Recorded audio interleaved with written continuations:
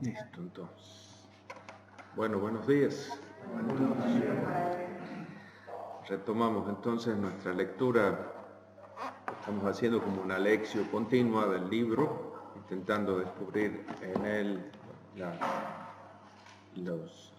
claves de la composición del libro y los elementos que nos ha dejado el autor o el editor o el redactor para una lectura tal como él quiere que la hagamos. Entonces vamos aprovechando las palabras gancho que hay en los distintos textos, los distintos títulos que nos ha dejado, o los discursos introductorios, como hemos visto en el capítulo 11, o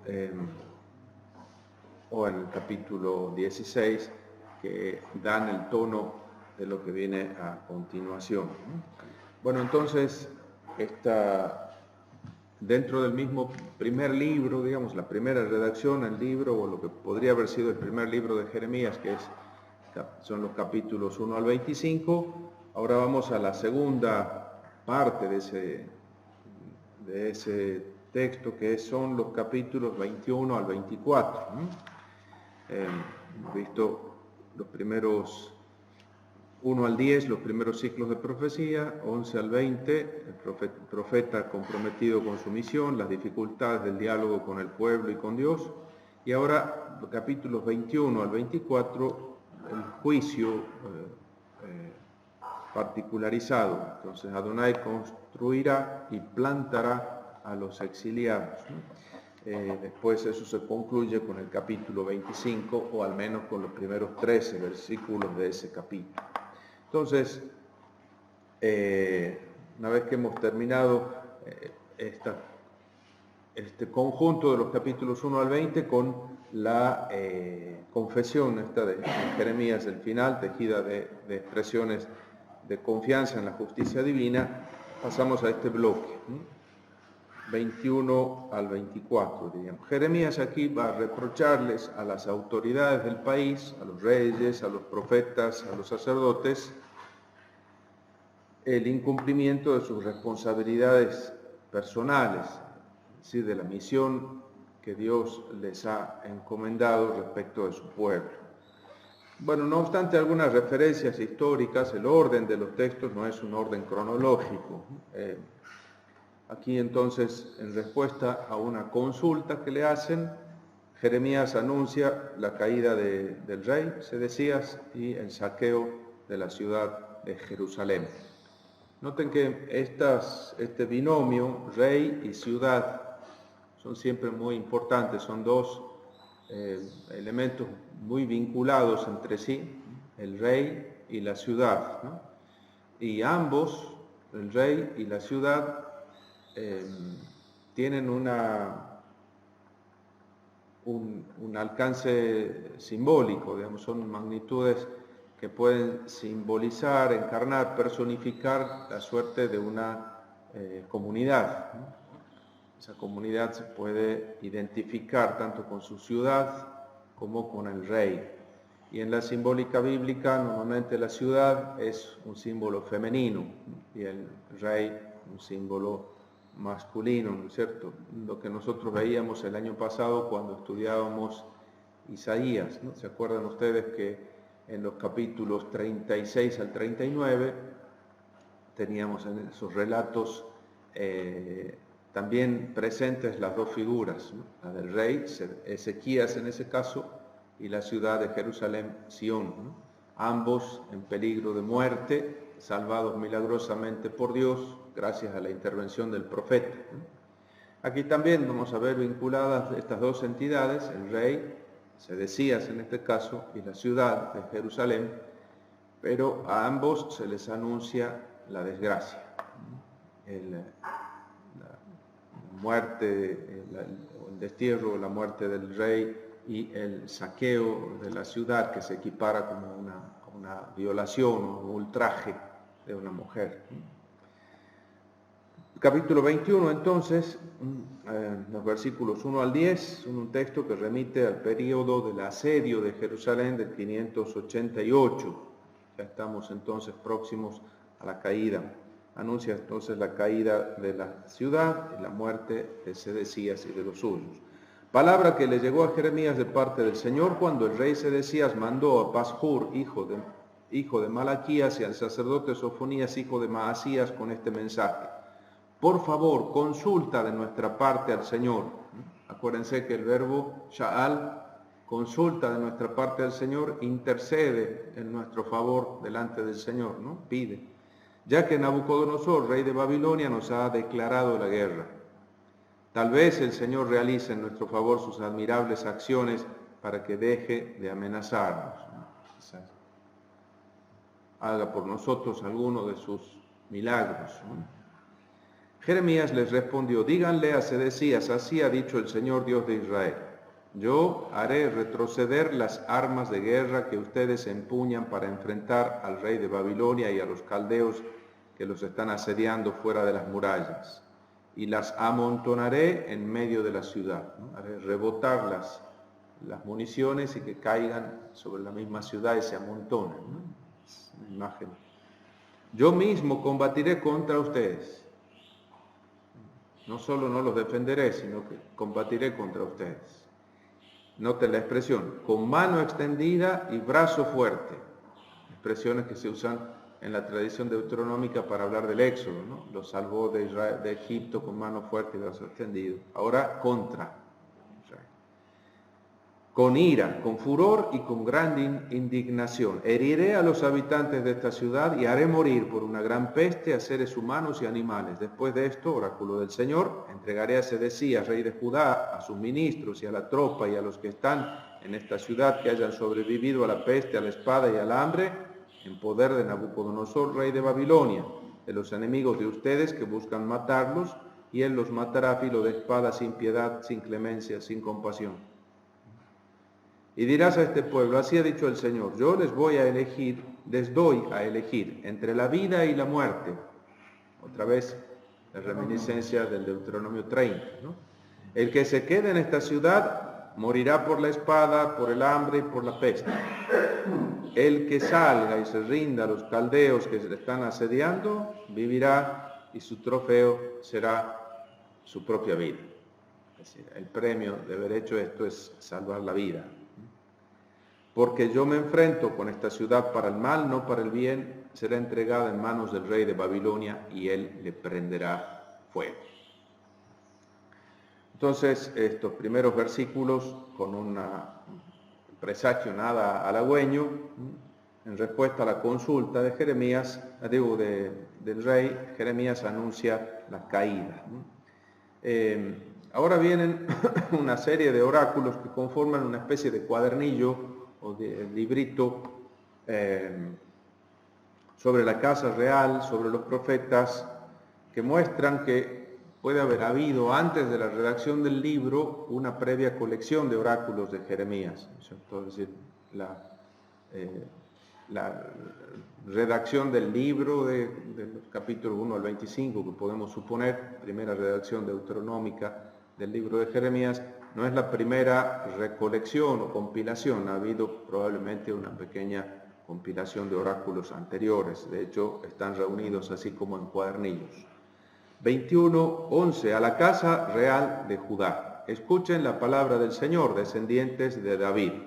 Entonces, no solo al rey, sino a la casa de David, que es la casa reinante. Esta compilación de profecías referidas a la casa real de Judá probablemente han sido pronunciadas antes de este momento, 594, ¿no? En tiempos de la rebelión contra Babilonia. Subrayan aquí la invitación a rendirse a los caldeos. La mejor decisión es rendirse a los caldeos, someterse a Nabucodonosor, y expresan así la desaprobación de Jeremías respecto de la dinastía reinante.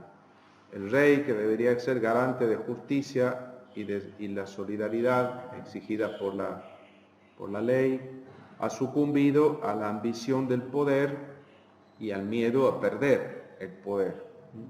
Sin embargo, el Señor, en su fidelidad a la alianza, despierta la nueva esperanza del pueblo al anunciar el envío de un rey según su corazón, que los establecerá en justicia y en paz. ¿Cuándo?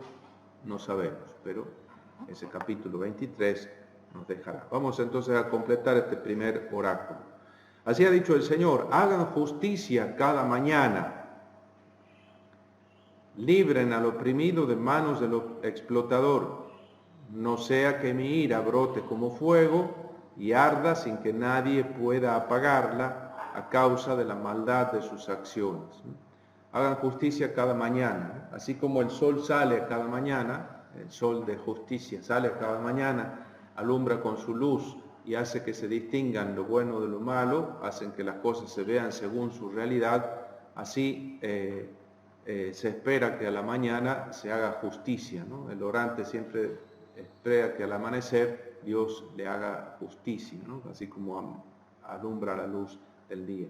Y esa justicia, sobre todo, a aquel que no puede defenderse, a aquel que no puede hacer valer sus derechos, ¿no? Aquel que está oprimido, explotado, aplastado por el poderoso y que no puede comprar a los jueces que deberían defender sus derechos, ¿no? En cambio, a los poderosos que hacen valer su poder. Aquí estoy contra ti, habitante del valle, roca de la llanura, oráculo del Señor. Contra ustedes que dicen: ¿quién podrá caer sobre nosotros? ¿Quién entrará en nuestros refugios? Yo los castigaré conforme al fruto de sus acciones y prenderé fuego a su bosque que quemará todo a su alrededor. Entonces, otra vez, ¿no es cierto?, la exigencia de la justicia, ¿no? Lo que va minando la estructura misma de la sociedad es la injusticia.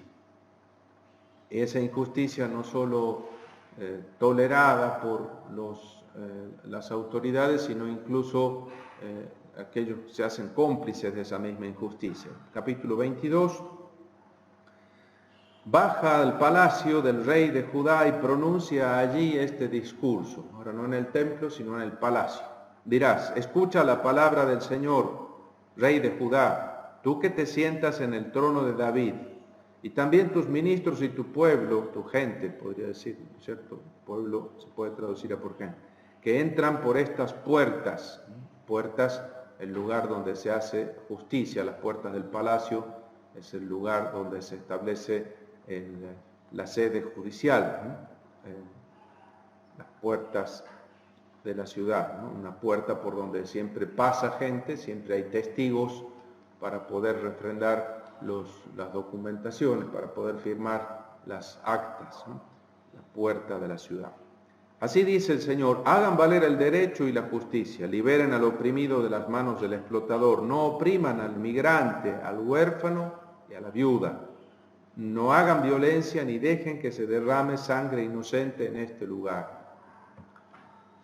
Fíjense la preocupación por los elementos más débiles de la sociedad. Eso es la característica del proyecto social que Dios le da a Israel como signo identitario, ¿no? Si ha sacado a esta gente de Egipto es para constituir con ellos una sociedad alternativa, diferente, de contraste frente a las sociedades que se estructuran conforme al modelo de las monarquías como la de Egipto, ¿no? Sociedades estratificadas y con un poder que se impone por encima de los demás. La sociedad el proyecto social que Dios le regala a Israel es distinto, ¿no? Un proyecto que se expresa en las codificaciones de leyes. Hay como 3 codificaciones: la del Código de la Alianza, la del Código Deuteronómico y la del Código de Santidad, de distintas épocas de la historia de Israel. En ella siempre se encomienda a las autoridades defender a aquellos a quienes Dios defiende: el huérfano, la viuda, el inmigrante, ¿no? Aquellos que no tienen cómo defenderse, no tienen ni siquiera familia que saque la cara por ellos, a ellos los defiende Dios. Y así, entonces, ese es el signo de Israel. Acuérdense, eso es interesante estudiar, sobre todo la motivación que Dios le da a las leyes, ¿no? En la proclamación de las distintas leyes, de los distintos códigos, siempre está la estipulación de la ley y la fundamentación. No oprimirás al extranjero. Recuerda que fuiste extranjero en Egipto. No oprimirás tratarás bien al esclavo. Acuérdate que fuiste esclavo en Egipto. Es decir, esa fundamentación en la propia historia, en el propio origen de Israel, es decir, esa fundamentación en la acción de Dios en la historia de Israel. Tenés que comportarte con ellos como Dios se comportó contigo, con vos. Entonces, si de verdad ponen en práctica esto, por las puertas de esta casa seguirán entrando reyes que ocupen el trono de David y entrarán montados en sus carros y en sus caballos con sus ministros y su gente. Pero, si no escuchan estas palabras, yo juro por mí mismo que este palacio se convertirá en ruinas. Es decir, la autoridad se legitima por el ejercicio de la justicia. Caso contrario, pierde su legitimidad y está destinada a caer. Tú eres para mí como Galaad, como la cumbre del Líbano, pero te juro que te convertiré en un desierto, como ciudades deshabitadas. Convocaré devastadores contra ti, cada uno con sus armas, para que corten lo mejor de tus cedros y lo arrojen al fuego. Muchos pueblos pasarán junto a esta ciudad y se preguntará, ¿por qué el Señor ha actuado de esta manera con esta gran ciudad? Y responderán, porque ellos abandonaron la alianza del Señor, su Dios, adoraron a otros dioses y les rindieron culto. Y aquí hay un oráculo sobre Salum. Salum es Joacás, el primer sucesor de Josías, a quien el rey de Egipto sacó destronó y se llevó exiliado a Egipto, y allí murió. Dice, no lloren por un muerto ni hagan duelo por él, lloren más bien por quien se marcha, porque jamás volverá a ver el país donde nació. Si no estén llorando por Joacás, lloren ahora por Jeconías. Así dice el Señor acerca de Salún, hijo de Josías y rey de Judá, que reina en lugar de su padre Josías y que ha salido ya de este lugar. Jamás volverá aquí. En el lugar donde ha sido deportado, allí morirá y no volverá a ver jamás esta tierra.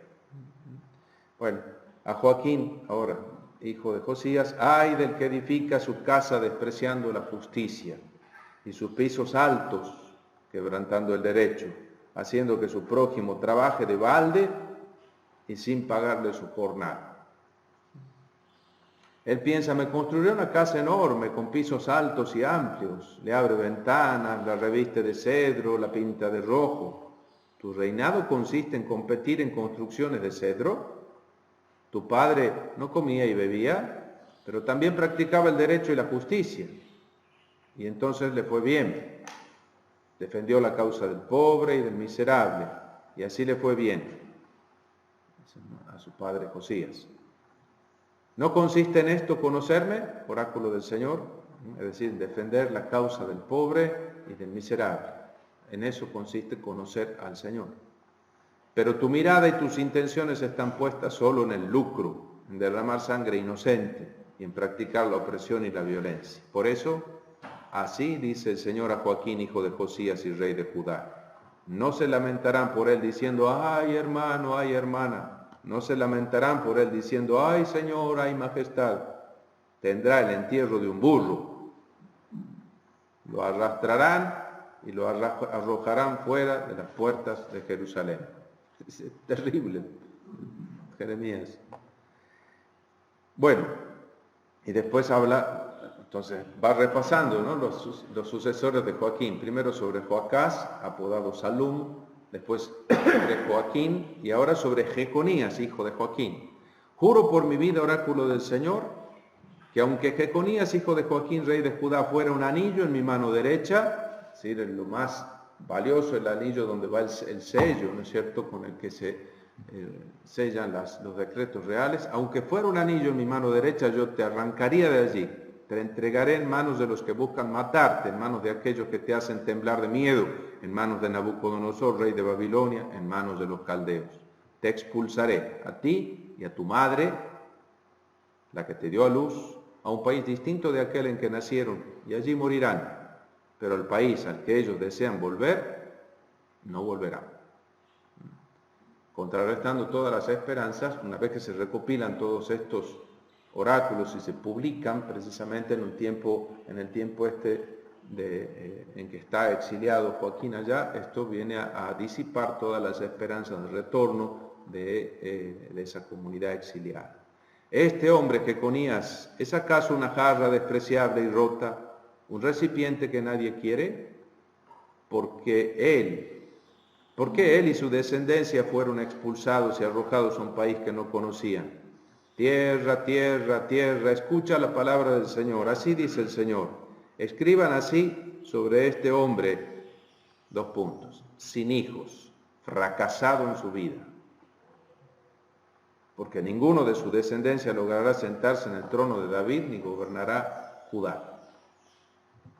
Pónganlo por escrito, dice Jeremías, ¿no? Para que conste.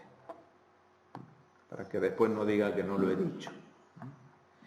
Y ahora viene este oráculo del capítulo 23, porque 22, 24 al 30 describe el triste destino de Jeconías, presagiando así el final de la dinastía davídica y de toda esperanza de restauración del reino de Judá, que efectivamente nunca pudo ser restaurado, ¿no? Incluso después, ya en la época de Ageo o Zacarías, con estas esperanzas de que Zorobabel fuese el rey que restaurase la dinastía davídica, eso terminó también en un fracaso, ¿no? Sin embargo, la fidelidad del Señor va a fundamentar siempre la esperanza de la continuidad de la casa de David, portadora de bendición. ¿De qué manera? Todavía no se dice, ¿no? Ahora viene el capítulo 23, versículos del 1 al 8, ante el fracaso de los reyes, el mismo Señor se va a hacer cargo de su pueblo, como al principio. Como dice, antes Israel no tenía rey. ¿Cuál es el problema? El Señor se encargaba el Señor reinaba sobre Israel, ¿no es cierto? Suscitará jefes que cumplan de verdad su misión. Entonces va a haber aquí un oráculo con la imagen del pastor que remite siempre en el oriente a la función del rey, ¿no? El pastor es la imagen clásica del rey en el Medio Oriente antiguo y que aquí va a integrar la memoria de David como rey ideal, como pastor elegido por Dios para conducir a su pueblo, ¿no? Fíjense que así aparece en el primer libro de Samuel, capítulo 16, ¿no?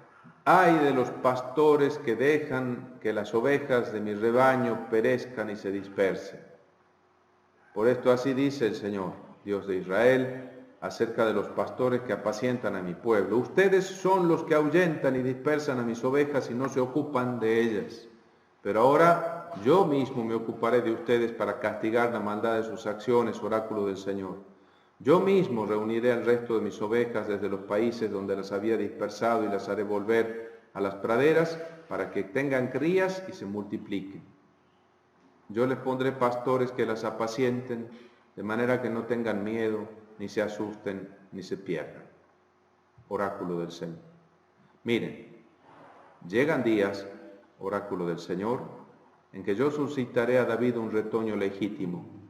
Reinará como rey, se comportará sabiamente y practicará el derecho y la justicia en el país. Durante su vida, Judá alcanzará la salvación e Israel vivirá seguro. El nombre con el que lo llamarán será: el Señor es nuestra justicia. Adonai Tzidkenu, ¿no? Juego de palabras con Tzidki Yahu, ¿no es cierto? Con el nombre de Sedecías. Por eso, vendrán días, oráculo del Señor, en que ya no se dirá más por la vida del Señor que ha hecho subir del país de Egipto a los israelitas, sino por la vida del Señor que ha hecho subir a los israelitas del país del norte y de todos los países a donde los había dispersado para que habiten en su propio suelo. Se repite esto que ya hemos leído en el otro texto. Bueno, aquí por supuesto esta visión de un futuro ideal, ¿no es cierto? Después vienen oráculos contra los profetas, capítulo 23, los profetas que profetizan falsamente, que deberían transmitir la palabra del Señor, pero no hablan según sus ocurrencias. Noten aquí que, sin embargo, cuál es la imagen de profeta que se tiene, ¿no? ¿Cómo se entiende que un profeta pueda pronunciar palabras de Dios, ¿no? Fíjense que dice, versículo 21 y siguientes, yo no envié a los profetas y sin embargo ellos corrieron a predicar. Yo no les hablé, pero ellos profetizaron. Si ellos hubieran estado presentes en mi consejo, habrían proclamado mis palabras a mi pueblo y le habrían hecho volver de su mal camino y convertirse de sus malas conductas, de su mala acción. El profeta es alguien entonces que tiene acceso al consejo divino, la sala donde se toman las decisiones, y por eso puede hablar en su nombre, ¿no? Pero estos profetas no han asistido al consejo de Dios, ya hablan de sus propias ocurrencias. Dice, escuchen lo que dicen los profetas que profetizan mentiras en mi nombre, diciendo, tuve un sueño. ¿Hasta cuándo durará esto en el corazón de los profetas que profetizan la mentira y vaticinan el engaño de su corazón? Con los sueños que se cuentan unos a otros, pretenden hacer que mi pueblo olvide mi nombre, como sus padres lo olvidaron por el de Baal. El profeta que tenga un sueño, que cuente el sueño, y el que tenga una palabra mía, que diga en verdad mi palabra. Pero ¿qué tiene en común la paja con el trigo? ¿Acaso no es mi palabra como fuego, como un martillo que pulveriza hasta la roca? Oráculo del Señor. Por eso, aquí estoy yo, contra los profetas que se roban mis palabras unos a otros. Bueno, el capítulo, entonces, contra los profetas, es también un capítulo, digamos, una crítica clave precisamente por el conflicto que hemos visto que se entabla entre Jeremías y los falsos profetas, que vamos a ver a continuación ilustrado en los capítulos 27, 28 y 29. Pero entonces, junto con los reyes, también los profetas de la corte, profetas del staff, son culpables de la situación deplorable en la que se encuentra Judá.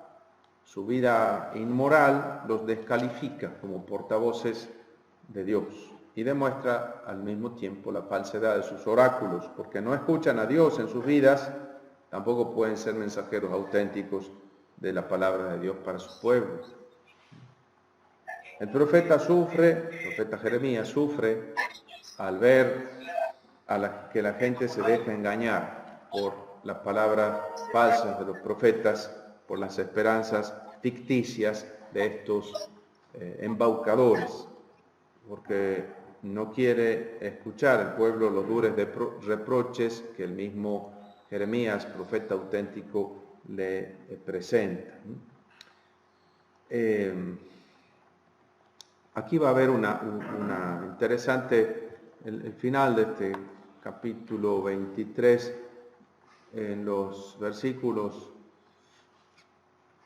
33 y siguientes, hay un juego de palabras que también vale la pena entender. Cuando este pueblo, o un profeta, o un sacerdote te pregunte, ¿cuál es tu oráculo o la carga del Señor? Tú les responderás, ustedes son la carga. Aquí la palabra es la palabra masá, de la raíz nasá, levantar, cargar. Masá es un oráculo contra un cargo, una carga, pero un cargo contra otro. También es la carga, el peso, el fardo. Entonces, dicen, ¿cuál es? ¿Tienes un oráculo? Dice, entonces, tienes un oráculo, tienes un masá. Es lo mismo. Ustedes son el masá, pero el fardo pesado que yo tengo que cargar, son ustedes. Entonces juega con el doble sentido de la palabra masá. Ustedes son la carga, el fardo, y yo me voy a deshacer de ustedes. Oráculo del Señor. Si un profeta, un sacerdote o una persona del pueblo dice, oráculo del Señor, yo me encargaré de castigarlo a él y a su familia. Ustedes se dirán uno a otro, cada uno a su hermano, ¿qué respondió el Señor? ¿Qué dijo el Señor? Pero la expresión oráculo del Señor ya ni la mencionen, porque su propia palabra será para cada uno su oráculo, su carga, su fardo, ya que ustedes tergiversan las palabras del Dios vivo, el Señor Todopoderoso. Así dirás al profeta, ¿qué te respondió el Señor? O bien, ¿qué te dijo el Señor? Pero si ustedes dicen oráculo del Señor, entonces así dice el Señor. Por haber dicho ustedes esta expresión, oráculo del Señor, a pesar de que yo les había mandado no decir oráculo del Señor, por eso yo los levantaré como una carga y me voy a deshacer de ustedes y de esta ciudad que les había dado a ustedes y a sus padres, arrojándolos lejos de mi presencia. Impondré una deshonra eterna y un oprobio sin fin que no se olvidará. Bueno, entonces ese término hebreo, que es a la vez oráculo, pronunciamiento solemne, o también cargo, pero también es carga o fardo, y así intensifica el reproche para el pueblo, convertido en una pesada carga que el Señor tiene que soportar y de la que terminará de desprenderse precisamente ahora. Capítulo 24, otra vez una visión, aquí parecidas a la visión del 18 o a las visiones del capítulo 1, en paralelo, digamos, a esa forma de visiones del profeta, ¿no? La visión de la canasta de higos, dos canastas de higos, ¿no es cierto? Después de que Nabucodonosor, rey de Babilonia, deportara de Jerusalén a Jeconías, hijo de Joaquín y rey de Judá, junto con los príncipes de Judá, los orfebres y los herreros, y los llevara a Babilonia, el Señor me mostró dos canastas de higo colocadas delante del templo del Señor. Dos canastas de higos. Una canasta tenía higos muy buenos, como brevas, y otra higos muy malos, que de tan malos no se podían comer. Dos canastas de higos. Y el Señor me preguntó, ¿qué ves, Jeremías? Yo le respondió, higos. Los higos buenos son muy buenos, y los higos malos tan malos que no se pueden comer. Entonces la palabra del Señor me llegó. ¿Ven el esquema siempre, ¿no? La vista, la toma de conciencia y la interpretación. Así ha dicho el Señor Dios de Israel, como se reconocen estos higos buenos, así reconoceré como buena la comunidad de los exiliados que he enviado desde este lugar al país de los caldeos. Yo velaré por su bien y los haré volver a este país.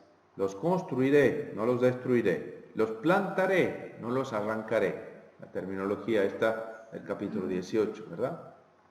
Les daré un corazón para que me conozcan y para que sepan que yo soy el Señor, y así ellos serán mi pueblo y yo seré su Dios, porque volverán a mí de todo corazón.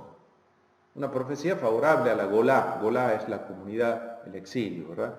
Entonces, ahora va a la otra canasta. En cuanto a Sedecías, rey de Judá, es la canasta de los higos, es decir, de los que han quedado en Jerusalén. En general, es extraño porque en el libro vamos a ver cómo quedan establecidas dos comunidades y aparentemente Jeremías, que queda entre los que quedaron al final de la destrucción, parece más favorable a ellos, ¿no? Pero entonces aquí hay como dos grupos, uno que ha ido al exilio y otro que ha quedado, son los que están bajo la autoridad de Sedecías. En cuanto a Sedecías, rey de Judá, sus príncipes y el resto de Jerusalén, los que han quedado en el país y los que viven en el país de Egipto, porque ya han empezado a emigrar a Egipto para refugiarse, y después también al final en la tercera deportación. Así dice el Señor, yo los trataré como a los higos malos que de tan malos no se pueden comer. Yo los convertiré en espanto y desgracia para todos los reinos de la tierra, para que sirvan de insulto y de proverbio, de burla y maldición en todos los lugares donde los disperse. Así que el Señor te maldiga como maldijo a tal, ¿no? Maldito como Sedecías y sus compañeros. Enviaré contra ellos la espada, el hambre y la peste hasta que sean borrados de la tierra que yo les había dado a ellos y a sus padres. Fíjense entonces, esta visión de las 2 cestas de higo introduce una valoración diferente de la suerte de los 2 grupos en los que está ahora ya dividido Judá, los que están todavía en la tierra y los que están en el exilio, ¿no? Según una consideración acostumbrada, los judíos desterrados a Babilonia evidenciaban que el castigo divino había caído sobre ellos, y los que habían quedado en Judá durante el reinado de Sedecías gozarían, según eso, del favor divino y de su protección. Porque uno dice, han sido desterrados por su culpa, entonces están pagando con el exilio su propio pecado. Esa sería la interpretación de estos que han quedado. Sin embargo, la predilección divina que revela el profeta es a la inversa, ¿no? El objeto de la misericordia divina son los exiliados, a quienes se les garantiza el futuro, su vuelta a la tierra prometida y el verdadero conocimiento del Señor de la alianza, ¿no? Este va a ser un problema permanente, ¿no? Porque ¿quién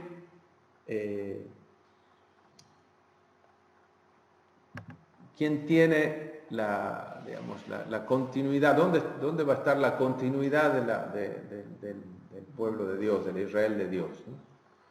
¿Quiénes son los continuadores de esta herencia, de esta alianza, ¿no? ¿Quiénes son los herederos de esto? Los que han ido al exilio, los que se han quedado, ¿no? En Isaías, en el Deutero Isaías, en el Trito Isaías aparece también con claridad este conflicto, y el conflicto sobre todo se va a aparecer cuando vuelvan, porque los que quedaron en la tierra, todavía estamos, ¿no es cierto?, antes del exilio, pero el conflicto se va a encender mucho más después, porque unos van a decir, nosotros somos el auténtico Israel, porque nosotros hemos quedado aquí, el Señor nos ha purificado de ustedes, los ha expulsado al exilio, ¿no? Y los otros van a decir, no, nosotros somos los que hemos sido purificados en el crisol de la aflicción y ahora volvemos a traer la bendición a esta tierra, y ustedes han quedado aquí, pero son olvidados de Dios, ¿no? Entonces ese conflicto va a ser también muy agudo, ¿no?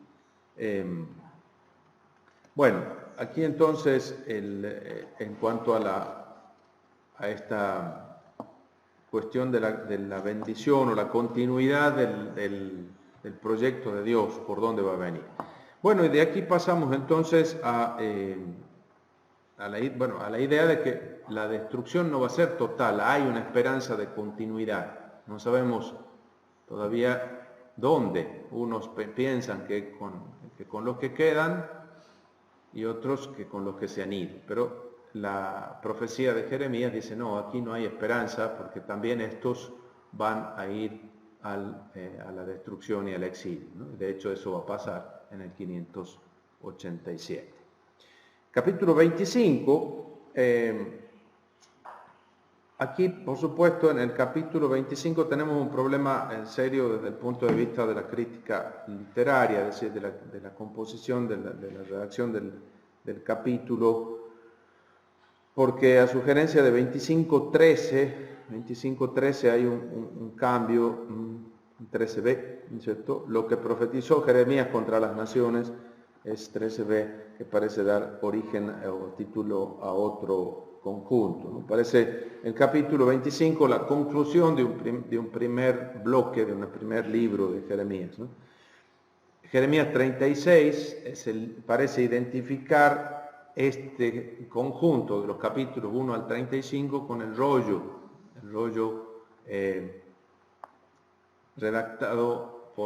escrito por Baruch bajo el dictado de Jeremías, ¿sí?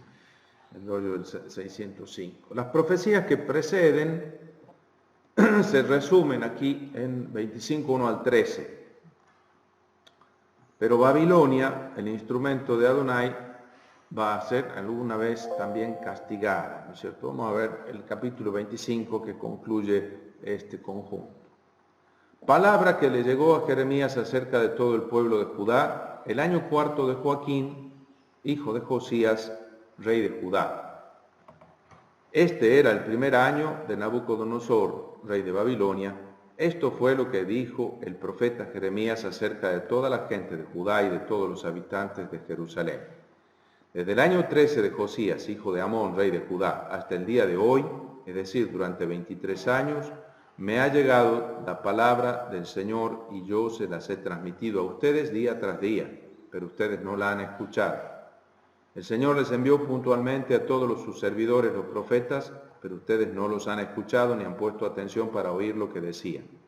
Que cada uno se convierta de su mala conducta y de la maldad de sus acciones, y entonces habitarán en la tierra que el Señor les dio a ustedes y a sus padres desde siempre y para siempre. No sigan a otros dioses para rendirles cultos y adorarlos. No me ofendan con los ídolos que ustedes mismos se han fabricado y yo no los castigaré. Pero ustedes no me escucharon, oráculo del Señor, sino que siguieron ofendiéndome con los ídolos que ustedes se habían fabricado para perjuicio de ustedes mismos. Por eso, así dice el Señor Todopoderoso, como ustedes no han escuchado mis palabras, yo mando reclutar a todas las familias del norte, oráculo del Señor, a mi siervo Nabucodonosor, rey de Babilonia, y los traeré contra este país, contra sus habitantes, contra todas estas naciones de alrededor, y así los exterminarán y los convertirán en desolación, en objeto de burla y en ruinas eternas. Yo haré que desaparezca entre ellos la voz de la alegría, la voz del gozo, la voz del novio, la voz de la novia, el sonido del molino y la luz de la lámpara. Es decir, la vida doméstica, la vida de la casa, ¿no es cierto? Es decir, en la casa se oye el ruido del molino, ¿no es cierto? El molino doméstico, ¿no es cierto? Están las dos mujeres en general moliendo el grano, ¿no es cierto? Una sentada de un lado y detrás del otro de la mesa, ponen el palo y la tiran para aquí, el otro pone el palo en el hueco de la piedra del molino y la trae hacia así, ¿no? Y así se va rodando el molino doméstico, ¿no? Entonces, mientras hay ruido, entonces se fabrica harina, se cuece el pan, hay comida, hay vida, y está la lámpara encendida, ¿no? En cambio, la visión es la extinción de la vida. Ya no se va silenciando el ruido del molino y se va apagando la luz de la lámpara, ¿no es cierto? Claro. Entonces es la visión de una vida que se va agotando, se va extinguiendo, ¿no? Entonces no se oye ya la voz del gozo, la voz de la alegría, la voz del novio, la voz de la novia, ni el sonido del molino, ni la luz de la lámpara.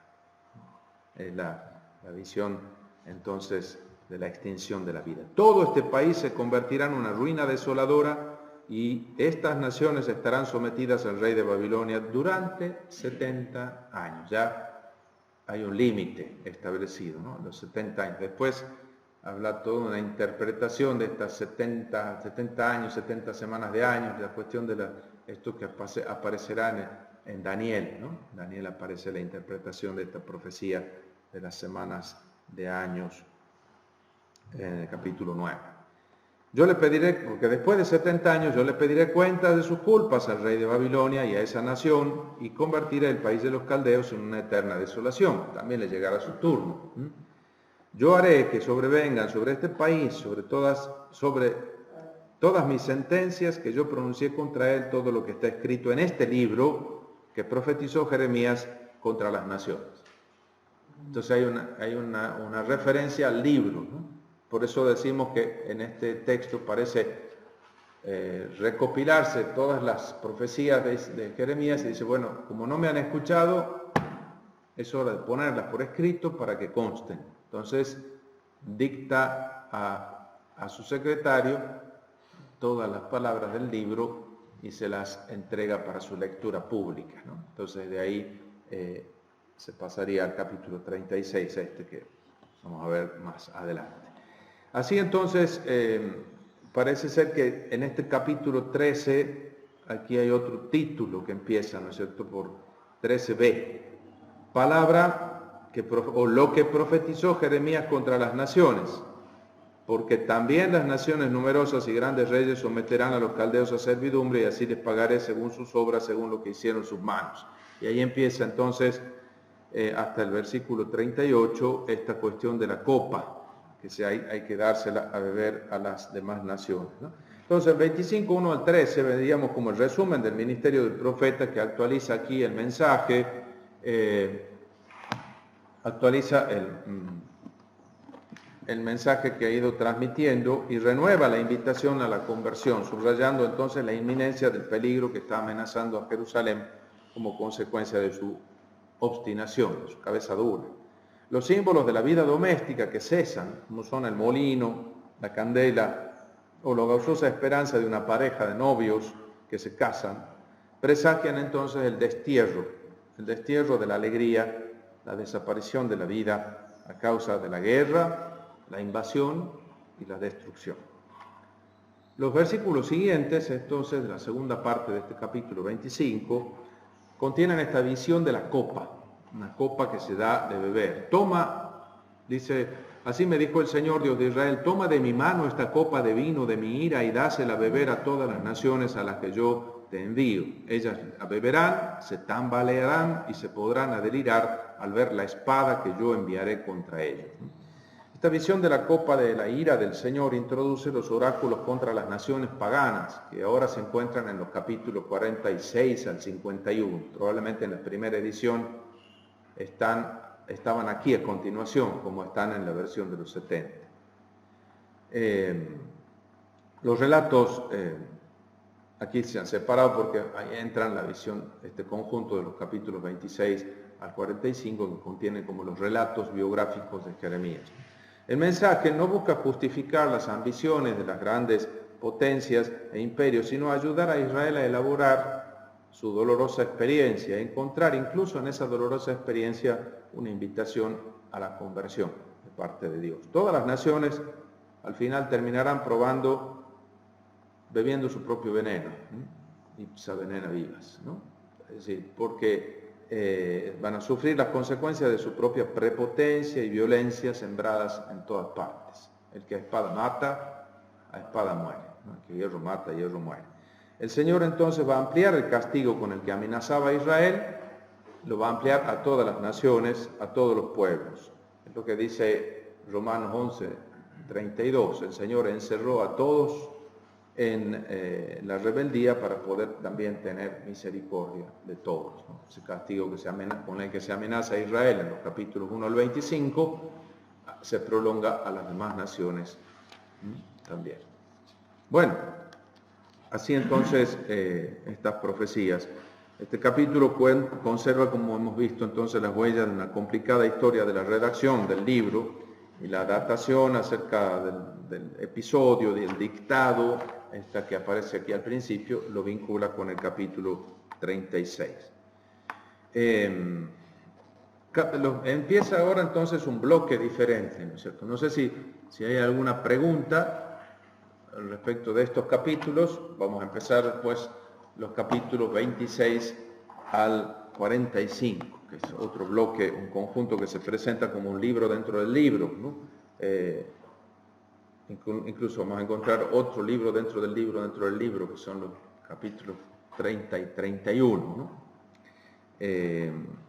Entonces los relatos biográficos dominan estos capítulos 26 al 45, a pesar de que hayan oráculos allí en los capítulos 30 y 31, el gran conjunto, la mayoría son relatos, son la obra de algunos discípulos del profeta, que más que pintar un retrato del profeta histórico, en realidad están queriendo proclamar la eficacia de la palabra divina de la cual el profeta se ha hecho servidor, y quieren justificar la conducta y la lucha sostenida por el profeta a lo largo de toda su vida, presentándolo como un modelo de lo que deberían ser los creyentes posteriores. Estos capítulos se dividen fácilmente en 26 al 36 y 37 al 44, con la conclusión en el oráculo de salvación destinado a Baruch en el capítulo 45. Preguntas, si hay. Si no, seguimos. El profeta Jeremías y el profeta Ezequiel eran contemporáneos, ¿no? Uno estaba en Judea y otro en el exilio. Exacto.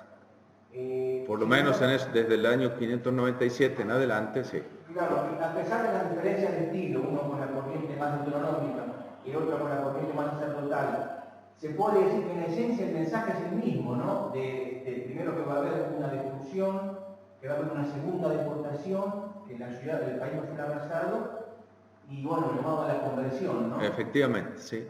Sí, sobre todo la primera parte de la profecía de Ezequiel, ¿no es cierto?, de los capítulos 1 al 24, que hablan de la destrucción, y hablan de están muy en la línea de esto también, ¿sí? Sí, sí. E incluso por la falsa esperanza que tenían los que habían quedado en Judea, ¿no es cierto?, y que se pensaban mejores que los otros que habían sido deportados. Por supuesto, Ezequiel carga las tintas en eso, ¿no es cierto?, capítulo 11 y 33, ¿no es cierto?, de Ezequiel. Sí, sí, sí, coinciden, ¿no es cierto?, solo que la vocación de Ezequiel empieza en el exilio, ya en tierra de Babilonia, ¿no? Allí es donde de sacerdote se convierte en profeta, digamos, ¿no? ¿Más preguntas? Se puede decir que el hecho de no escuchar al profeta y como que se va dilatando, pero no escuchan la palabra, pero no solamente la palabra, sino palabra y hecho, como que la revelación no es solamente palabra, sino la manera de demostrar ese acontecimiento por medio de imágenes, de imagen histórica. Sí, además una palabra en constante referencia a los acontecimientos, es una palabra que interpreta los acontecimientos, ¿no? Y que, fíjense que, bueno, ya lo vamos a estudiar un poquito cuando veamos mejor la figura del profeta al final, ¿no es cierto? Muchas veces esa palabra no es simpática, no es lo que uno esperaría, ¿no? Esto de Vox Populi, Vox Dei, no siempre, no siempre. Muchas veces la Vox Dei va contra la Vox Populi, sí, no siempre. El discernimiento es siempre indispensable, ¿no? Entonces muchos lo toman a Jeremías como un vendepatria, como un colaboracionista, como un derrotista, porque está invitando a la sumisión a Babilonia, entonces va en contra de todas las expectativas nacionalistas del partido reinante, digamos así, y de mucha de la gente. Así que sí, efectivamente se trata de la interpretación de la historia, ¿no? Además, noten el contraste grande que hay, por ejemplo, entre la interpretación de Jeremías y la de Isaías respecto de la política, por ejemplo, y respecto del templo, ¿no? Isaías dice, Isaías invita a la resistencia, ¿no es cierto? Jeremías invita a la sumisión, a la rendición, a la capitulación. Isaías dice, no, aquí Immanuel, Dios está con nosotros, aquí nadie nos va a hacer nada, y efectivamente la liberación milagrosa y con un pago abultado de tributo también de por medio, en el 701, entonces se prueba que efectivamente Dios está con nosotros y no nos han destruido, ¿no? Sennacherib no ha podido con Sión. Y sin embargo, Jeremías dice que se andan ahí confiando en que el templo del Señor, el templo del Señor, el templo del Señor. ¿Saben qué va a pasar con el templo del Señor? Lo mismo que pasó con Silo. Entonces, fíjense cómo no se trata de una verdad atemporal, no son dogmáticos y atemporales. Los profetas están permanentemente discerniendo la voluntad de Dios hoy y aquí para nosotros, es decir, y eso no es siempre igual. Una pregunta en el Zoom. Sí. Con respecto al capítulo 24, los que escriben son los que han vuelto del exilio. Se puede pensar que de alguna manera tuvieron que validar su autoridad con respecto a los que habían quedado. Pero tengo entendido que los que se quedaron tampoco fueron fieles a la alianza. ¿Cuál es la relación entre los que se quedaron, los que no fueron exiliados, con los samaritanos que mezclaron sus creencias? tema de los samaritanos es un tema complejo y más bien parece que es un conflicto posterior, ¿no? El de los samaritanos. Hay que esperar bastantes años todavía. Lo que pasa es que después nosotros lo tenemos como en el mismo plano en el escrito bíblico, pero el cisma con los samaritanos es bastante posterior. Lo que sí es un conflicto desde el comienzo es ¿no es cierto? Esto que acaban de decir ustedes, ¿no es cierto? ¿Con quién está el Señor? ¿A quién le da la razón? ¿A los que se quedan o a los que se van? Aquí el capítulo 24 está escrito, por lo menos la perspectiva del texto es todavía antes de la segunda deportación, ¿no es cierto? ¿No? Y es la perspectiva de aquel, del Jeremías que mira las cosas desde una Judá que todavía está en sus últimos días, no necesariamente es la perspectiva de los que se han ido y han vuelto todavía, ¿no? Quizás en la de Ezequiel sí, ¿no es cierto? Se trate de eso, pero en la de Jeremías todavía no me atrevería a decir eso, ¿no?